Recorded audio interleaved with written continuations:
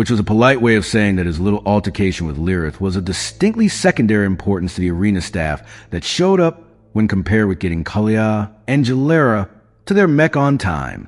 The last Mark had seen, the unconscious Nycra male was being carried off on a stretcher by a pair of harried-looking medical staff. He, in the meantime, was being escorted to hangars with the rest of Team Kalia, and as they walked, Mark had a bit of a realization, and that realization was that, in retrospect, he probably should have been a bit gentler when it came to revealing that Kalia had been disowned by her family, especially in the lead up to the fight of the woman's life, in which a clear mind was likely quite beneficial. Now, how he had been able to achieve that goal of breaking things gently while quite literally standing over the comatose form of the woman's former fiancé, he didn't quite know, but he really should have found a way. So, you seem to be handling this whole disowning thing well, he carefully broached as their small team was ushered towards the mech hangars. And the woman looked almost serene as she strode through the myriad halls of the arena. Of course, he knew from experience that didn't necessarily mean anything.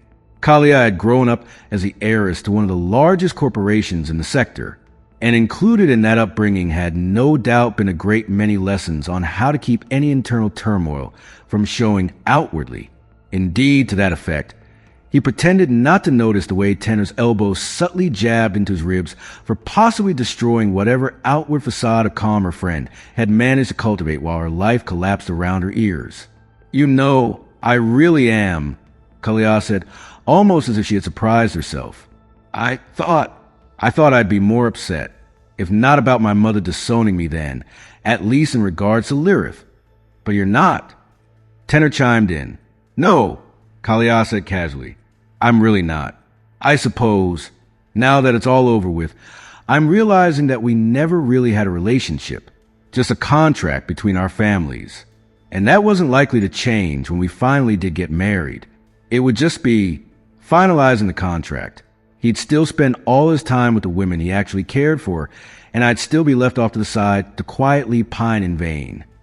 She laughed, the sound honest and carefree, if tinged with just a hint of bitterness.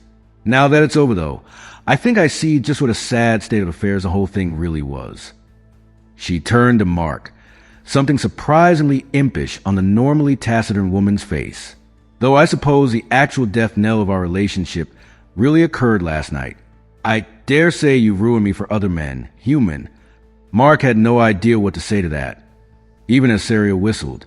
"So yes," Kalia continued, "you're entirely correct, Mark. I am taking things well.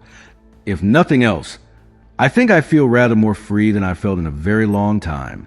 Well, feel free to put that newfound ease of mind to work helping this one win this match." Jalera grunted from the front of the group as they finally reached the hangars. "Because if we lose this match, you're quickly going to be back to wishing you could still suckle your mama's glucose sack, as will the rest of us." Mark resisted the urge to sigh at the former criminal's crass words, even if he just learned a fairly interesting little factoid about illness development cycles. However, even as both Tenor and Saria bristled at the jelly woman's words, Kalia just smiled. "Right you are, partner." Though one bright side to her crassness was that he in turn got to see the woman nearly trip over her own feet at Kalia's response. And for a moment he was sad that his girlfriend's current outfit meant he couldn't see the delightful shade of pinky red that was now no doubt shooting through her core. Well, I'll have plenty of time to see her get all bashful later, he thought as the doors of the hangar opened up to reveal the cavernous space within. Probably, and he said probably because, as he stared up at the top-of-the-line mech gantry, currently holding Starfarer's distinctly less top-of-the-line frame, well, he couldn't deny that he felt a little nervous. As Jalera had said, if this went south, well, they were all in the shit. Jalera would be out of a mech. Kalia would be disowned, penniless, and likely a laughingstock in the mech fighting community. He was still dodging his actual employer's calls, and would be likely on the line for a considerable fee for going AWOL prior to the closing of his contract. And Tenor and Saria, while being out of a job, would hardly be the end of the world for either of them, being tangentially on the shit list of one of the most powerful corporations in the system just might. Yeah, He could only hope that he was the only one suffering from butterflies right now. "Kiss this one," Jalera said. Mark blinked. "What?" The oldest woman popped a faceplate of her reflective visor, and the colors swirling beneath nearly blinded him. He'd known she flushed when emotional, but this? She looked like a bioluminescent oil spill in motion, a shimmering, trembling rainbow.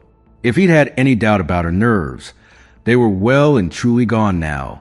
"For luck," she said quickly. "That's a human thing, right?" "Why, yes," Mark managed. "It can be." "Then do it."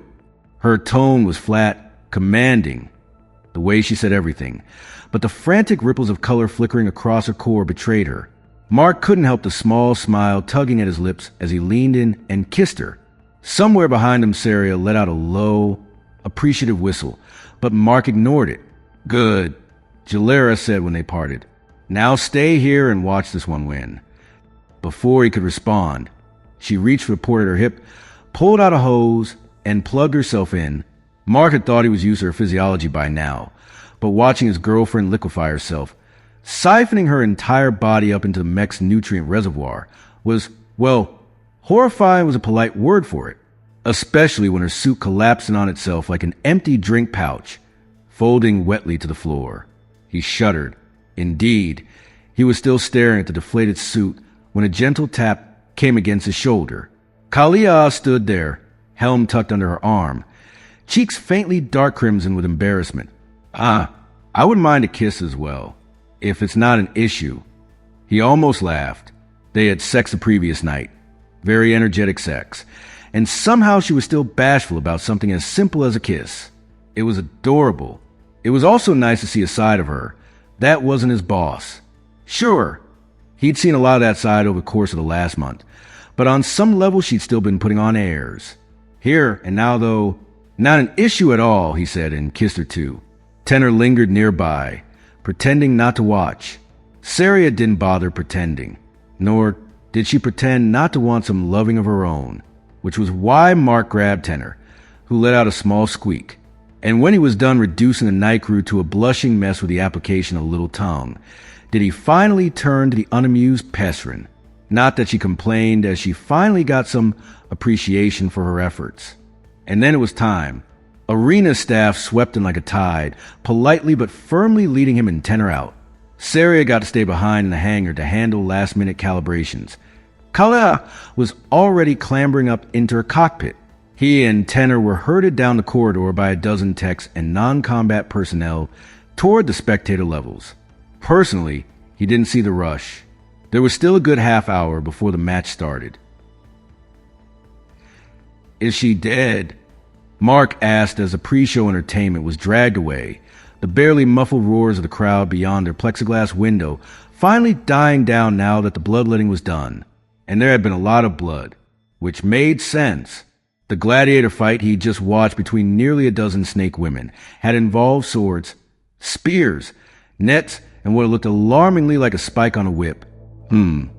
His words seemed to rouse Tenor from the pensive mood she'd been in ever since they'd entered the booth. "Oh, no. Some are quite hardy. I mean, they die without proper medical treatment, but the stuff here is top of the line. Fatalities tend to be pretty rare." Mark couldn't help wanting to point out that pretty rare was not the same as never. And the specification of the stuff here sort of implied that there were places on Krenheim where medical care for gladiators like the ones below was less than optimal, or maybe even non-existent. He thought wryly. "Want anything from the vendors before it starts?"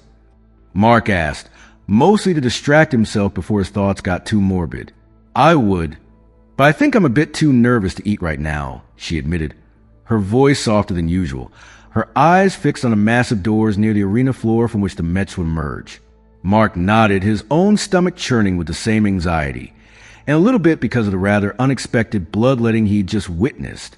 He really hadn't expected that woman's hand to fly quite so far. Hell, the shields were down, so it had landed in the crowd. Did whoever caught it get to keep it? Like a baseball? For a moment, he considered asking Tenor, before deciding that he really didn't want to know. "And here I was hoping it was just me," he admitted. "Everyone seemed so confident on a ride over." Tenor chuckled. That was mostly for Kalia and Jalera's sakes. We all know how risky this whole thing is. None of us needed to state it. Mark nodded slowly, letting the two of them lapse into silence as the sound of the arena commentators started to blare over the stadium speakers. What a fight! What a fight, folks! And I truly hope that little show of bloodletting has whet your appetites, because now flesh and blood makes way for steel and plasma. The main event, the thing you're all here for, the Krenheim Cup Mech Fighting League Championship match. One of the arena doors literally exploded open in a dazzling display of fireworks and pyrotechnics. The figure standing just within obscured by gray billowing smoke.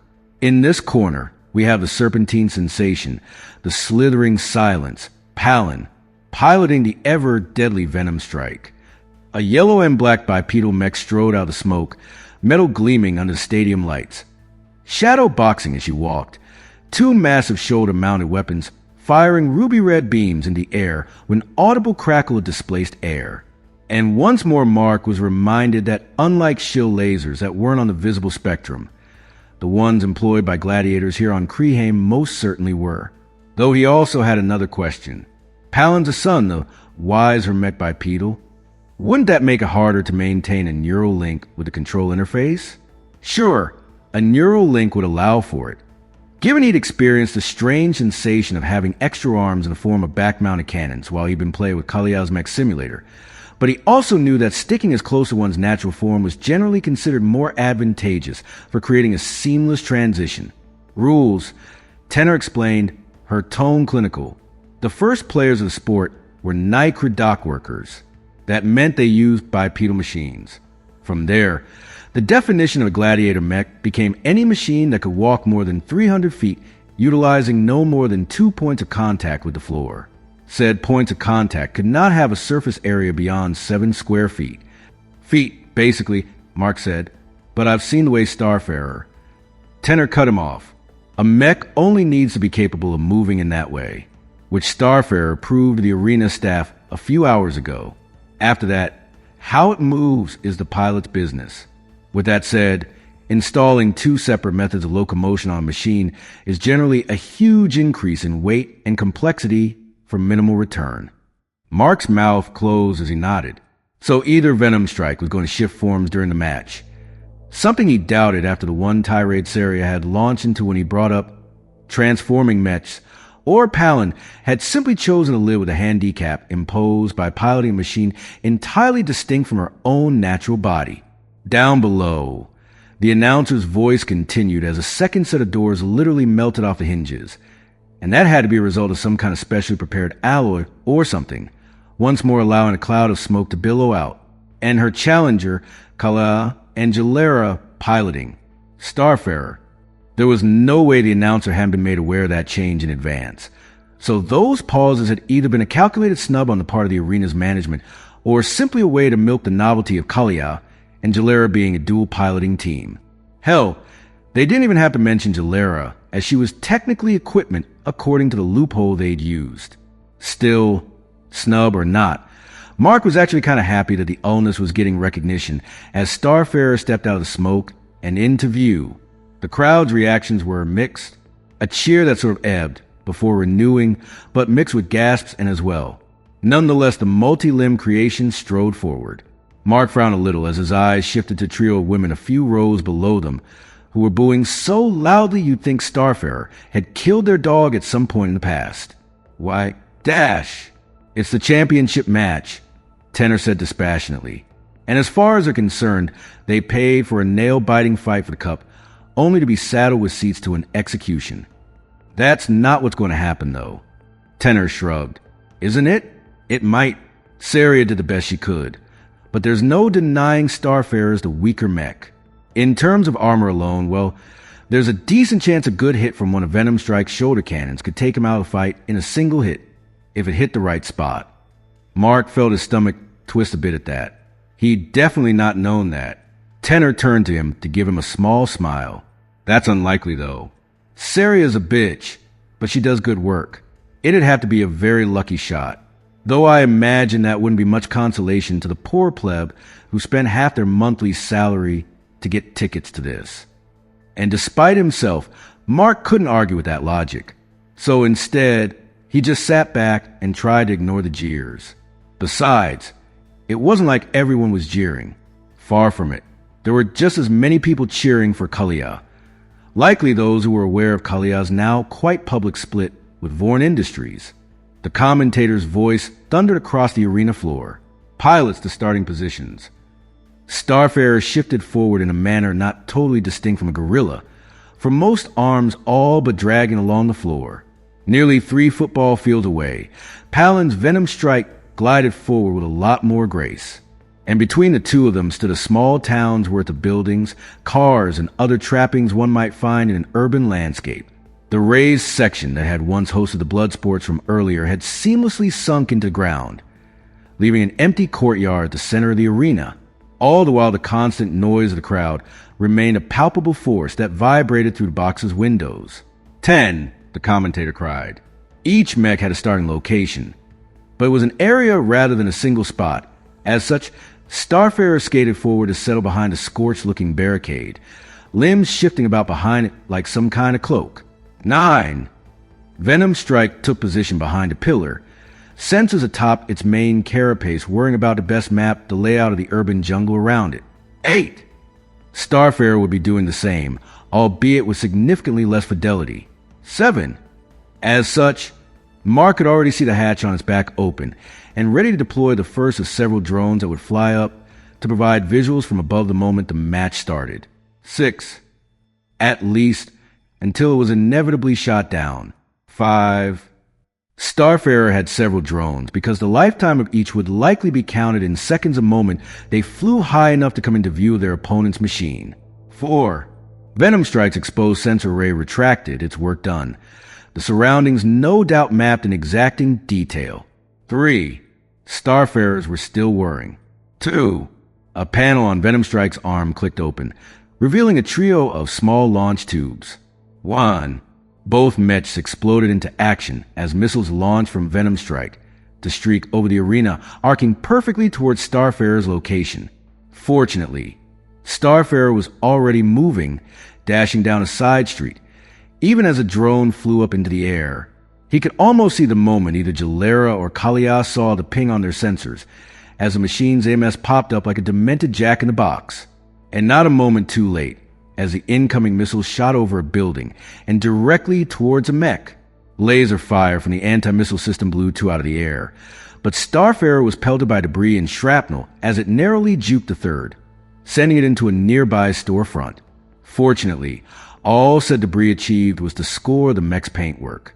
Of course, that was the moment Mark realized the missiles had been less aimed to harm Starfarer and more to flush it out of its original position, as Venomstrike had used the intervening moments to clamber atop a raised highway and line up a shot with one of its shoulder weapons. Out of position, Mark watched as a laser traced a line across Starfarer's shoulder mount, metal bubbling beneath the beam, evaporating away in moments. In just one shot, the laser mounted was reduced to little more than melted slag. An incredible opening shot from Palin that sees Team Kalia down a weapon system barely 10 seconds into the match. Starfarer returned fire, the laser on its other shoulder seeking out Venomstrike. But the yellow mech had already dropped off the highway and back out of sight. Mark could almost feel the frustration of both Kalia and Jalera as they sprinted in the direction the enemy mech had dropped, the now useless right laser mount popping off the mech with a shower of sparks as the pair discarded the dead weight. And as Mark watched it drop, he couldn't help but think about how much effort had gone into something that had been destroyed in seconds. He'd installed that laser. Well, he'd held a flashlight while Sari installed it. That counted, though. He'd been involved. For hours. Though that was only to be expected.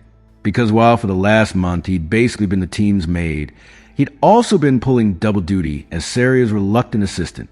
Admittedly, so had everyone else, but as a spare. He'd been the one most often pulled over to fulfill the incredibly vital job of handing her the tools she needed.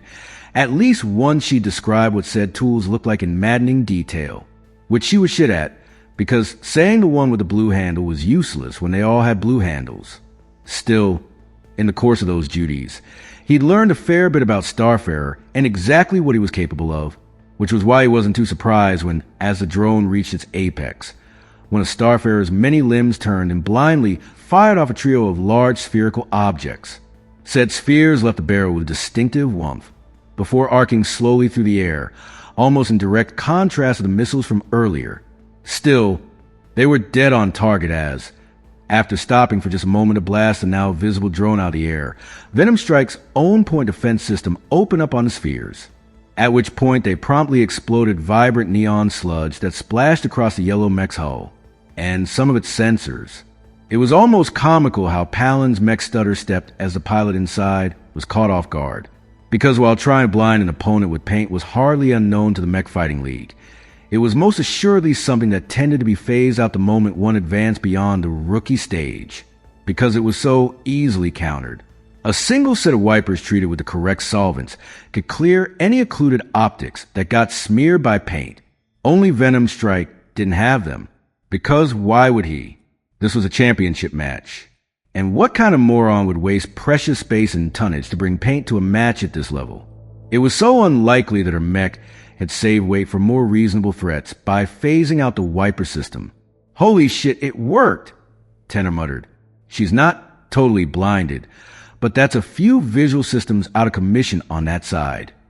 The crowd's roar turned to laughter as Palin's mech faltered, and Mark saw that Seria's plan to counter the meta was working, which was good, because she'd freely admitted that there was every chance it wouldn't work, but she'd also said that it was the team's best chance. Why? Because the best spearwoman in the world doesn't fear the second best. She fears the worst, Mark thought as he recalled the Pesrin's rant on the subject. Supposedly. Personally, Mark thought it a little absurd. He knew he wasn't the best chef in the world, but he also knew that in a cook-off he'd rather go up against a total newbie rather than the second best in the world. Still, fights were apparently different, at least according to Seria. Why? Because apparently a total newbie would act in totally unpredictable ways. Ways the best spearwoman could not anticipate or prepare for reliably. This was apparently called acting against the meta supposedly being the ideal way of doing things. But Mark knew even as a chef that an ideal was contextual. A big-ass shield was very useful against a woman with a bow and arrow, but could be an active hindrance if they just had a big axe. Supposedly, Mark thought again as he watched Palin regain her footing and continue on, the other senses in her suit more than capable of providing her visuals, even with her cameras on her left side occluded. The shield and axe thing had been Tenor's contribution to that conversation, though Mark was pretty sure she'd been putting too much stock in her fantasy games. He was pretty sure a big-ass shield could only ever be something useful if a guy was coming at you with an axe. The point was, while Venomstrike was undoubtedly equipped with all sorts of systems to handle reflective chaff, ECM or stealth coating, it didn't really have anything to just wipe down at external cameras after they'd been covered in fluorescent pink paint. Again, it wasn't entirely blinded as a result. But even at this level, a good old visual feed from a simple video camera system was still a valuable tool for any pilot. Instead, she'd now be perceiving that side of her mech through a number of other sensors trying to extrapolate the data into something she could visualize. In short, her vision was now blurry. Starfarer took full advantage of that momentary blindness, skittering frantically along Venomstrike's left flank like an 8-limbed nightmare racing across the concrete to dart into an alley. And not a moment too soon as the laughter that had erupted moments earlier at the sight of fluorescent paint splattering across Venomstrike's pristine hull evaporated in the face of the mech, exploding through a 3-story storefront in a shower of pulverized glass, ceramic tiles, and twisted rebar as she moved through the building after Starfarer. The pink and yellow mech's plasma blade ignited mid-lunge, a glittering arc of blue-white fury that sliced close enough to Sunfarer's torso that Mark saw the paint ripple and peel. Fortunately, once more Kalia or Jalera lurched into Venomstrike's blurry spot before skittering up a wall, additional limbs digging into the concrete for leverage as it scampered onto the roof of a building like a spider. Though it was barely a moment before Venomstrike had rocket boosted onto the roof after it. Laser fire from the machine, reducing chunks of rooftop to powdered chunks where the laser hit it. And Palin is not happy, folks. The commentator roared, voice crackling with static-laden edge of disbelief over the stadium's speaker network. Venomstrike is swinging wildly because paint, of all things, is gumming up half her optics. And despite having its back to the other machine, the extra limbs on Starfarer turn to fire backwards. Lasers, paintballs, and even a few rockets lashed out of the other mech, which was quick to dodge, its AMS intercepting the rockets. Mark's fingers dug into the box's table as Starfarer moved like some deranged spider monkey hybrid strapped to a pair of grav skates to escape any more damage, all while firing back. Now, he knew from Saria that most pilots would lose their minds trying to coordinate 8 limbs while dodging fire, firing back, and managing their heat, as well as a dozen other systems. But Kalia wasn't piloting alone. That cockpit housed 6 minds. Admittedly, 5 of those were Jalera's, and as such not quite as in sync with Kalia's one despite their neural bridge. But it was 6 thought processes all the same, and that small lag between the two wasn't quite the issue it might once have been after a month of brutally long practice in the warehouse together.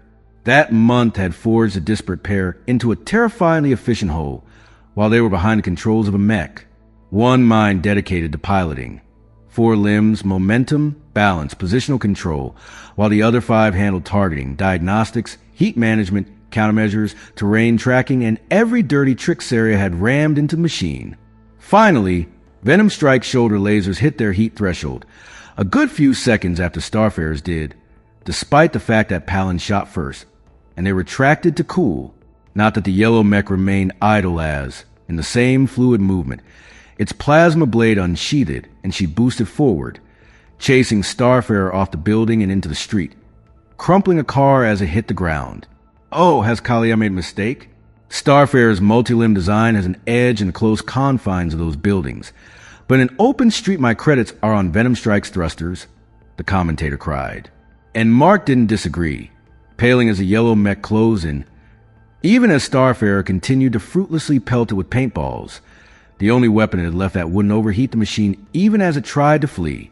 Venomstrike continued on without a care, the AMS no longer even reacting to the paintballs given they were effectively meaningless now that the mech's cameras had already been smeared.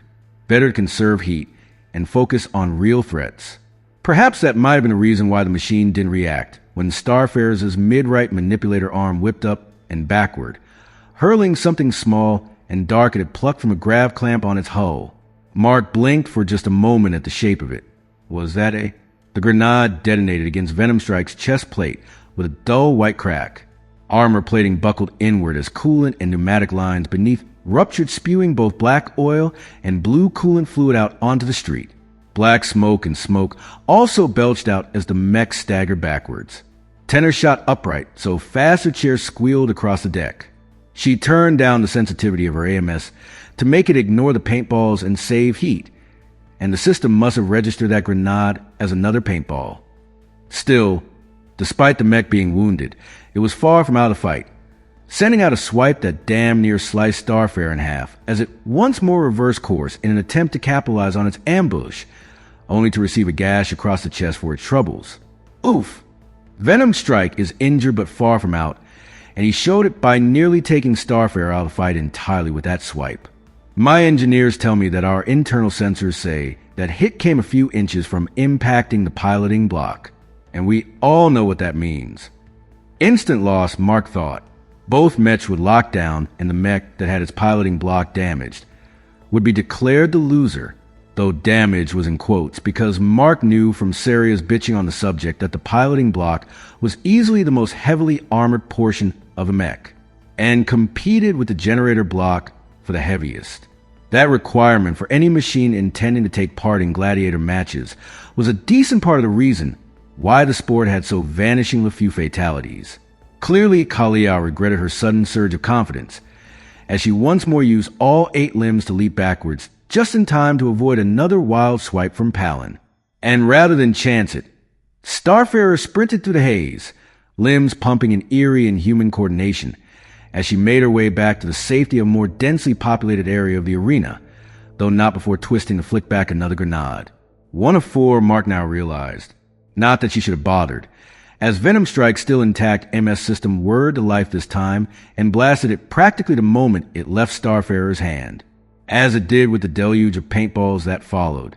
Clearly, she decided to simply eat the heat cost of keeping the AMS system going if it meant avoiding any more awkward surprises. Still, as the two mechs once more danced through the streets of the town, while exchanging fire, Mark couldn't help but come to a realization. Wait, was I used as the worst spearwoman in the world? He'd not thought much about it at the time, but towards the start of that month, Saria had idly asked him a few questions about what he thought the mech would benefit from. He'd answered honestly that he had no idea, but after Saria pressed, he'd fired out a few ideas. Paintballs had been one, though Saria had said she was already installing that. Grenades had been another thing he'd mentioned, though he'd said a grenade launcher. He thought she'd dismissed the idea when she claimed that missiles or rockets would be better. Clearly she hadn't, though. Instead, she'd set up that little trap, though sadly it seemed it wouldn't work twice. And Venomstrike, while smoking slightly, was still very much in the fight as its now cooled lasers continued to chip away at Starfarer's armor with every glancing hit. One of Starfarer's limbs was now no longer operational, and another was sparking. And the less said about the state of the armor on his left leg, the better. By contrast, Venomstrike's own armor looked barely pockmarked from where Kalia had managed to hit it. The only exception was a chunk of chest plate where the Grande had hit, but the sun was guarding that carefully every time Kalia tried to get an angle on it with her lasers. Mark grimaced as he realized that the game of cat and mouse that had started the match was quickly coming to an end. Starfarer just couldn't compete. It was more nimble in tight confines, but that was just about the only advantage it had, and that advantage was being worn away with every near miss from Venomstrike's lasers. Another shot clipped the blue and red mech, and Mark watched as the leg struck let loose a shower of sparks, and began to limp. This couldn't be it, could it? He glanced at Tenor and saw that her silver skin had gone positively gray and lifeless. Her hands were gripping the table just as hard as he was. Well, it's been fun, folks, but it looks like this is it for Team Kalia, the commentator announced, and the roar of the crowd ebbed or flowed depending on who supported who. Starfarer looked like a corner rat as it limped across the ground, smashing aside cars in its attempts to escape. Meanwhile, Venomstrike landed atop one of the town's few remaining standing structures, laser mounts flowing as they locked in on the fleeing mech. With Starfarer's own weapons overheated, the yellow mech had all the time in the world to casually grip the sides of the building, crouched down as it created a stable firing platform for its weapons to line up a firing solution. There had been no dodging this time. Mark held his breath as Starfarer turned to face its opponent, desperation and panic in its limbs as it reached for one of the few relatively untouched spots on its hull. He could almost hear the scoffs of the crowd as the mech refused to die with dignity as it scrambled to throw another pointless grenade. Indeed, as one of Starfarer's few remaining functional limbs performed a fairly decent fast throw in the direction of the yellow mech, Palin clearly saw no reason to dodge and foul her finishing shot. Instead, a beam of blue light from her mech's AMS system lanced out to strike the grenade out of the air. Palin realized the threat an instant too late. Her defensive lasers struck the incoming projectile but failed to detonate it, and the grenade slammed into her mech with all the power imparted by a 15-foot war machine being pushed to the absolute limit.